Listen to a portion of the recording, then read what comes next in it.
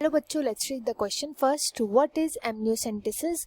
How is it misused? Amniocentesis होता क्या है, इसका मिसयूज कैसे किया जाता है, ये हमें इस क्वेश्चन में डिस्कस करना है. तो जो यहाँ पे की कॉन्सेप्ट यूज किया जाएगा वो होगा एमनियोसेंटेसिस की स्टडी करेंगे. एमनियोसेंटेसिस की स्टडी करने के लिए पहले हमें एमनियोटिक फ्लूइड के बारे में पता होना चाहिए.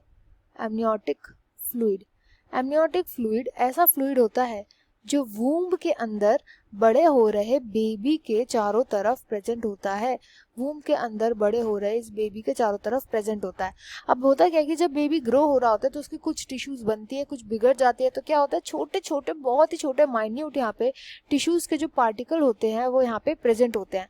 इसलिए डॉक्टर्स क्या करते हैं, इस एमनियोटिक फ्लूइड को, ये जो यहाँ पे एमनियोटिक फ्लूइड प्रेजेंट होता है, इसको निकाल लेते हैं एंड इसकी टेस्टिंग करते हैं. इसकी टेस्टिंग के थ्रू किसका पता लगाते हैं डॉक्टर?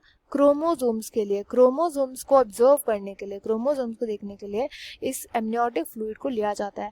अब डॉक्टर्स ने जो ये चीज स्टार्ट करी थी उसका पर्पस ये था कि अगर क्रोमोसोमल एबनॉर्मेलिटी कोई भी इस ग्रोइंग बेबी के अंदर प्रेजेंट होगी, जैसे कोई सिंड्रोम होगा लाइक डाउन सिंड्रोम या कोई और दूसरा सिंड्रोम, तो उस सिंड्रोम का पता चल जाएगा इजीली. बट देन धीरे धीरे करके, क्योंकि इसी एमनियोटिक फ्लूइड के थ्रू जब हमें क्रोमोसोम दिख रहे हैं, तो क्रोमोसोम का मतलब क्या है, हमें जेंडर भी पता चल जाएगा बेबी का. तो लोगों ने क्या किया, इस जेंडर रिवीलिंग के थ्रू पता लगाना शुरू कर दिया कि उनके वूम में गर्ल चाइल्ड है या फिर बॉय चाइल्ड है.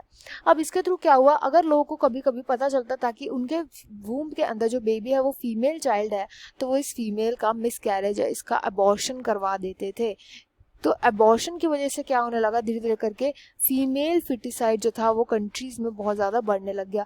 फीमेल फिटिसाइड जो होगा वो बहुत ज़्यादा होने लग गया एंड इस वजह से कई सारी गवर्नमेंट्स ने एमनियोसेंटेसिस पे अब बैन लगा दिया है कि कोई जेंडर रिवीलिंग जो है वो जब तक बेबी बॉर्न नहीं होता उससे पहले कोई एमनियोसेंटेसिस या कोई जेंडर रिवीलिंग का प्रोसेस नहीं हो सकता.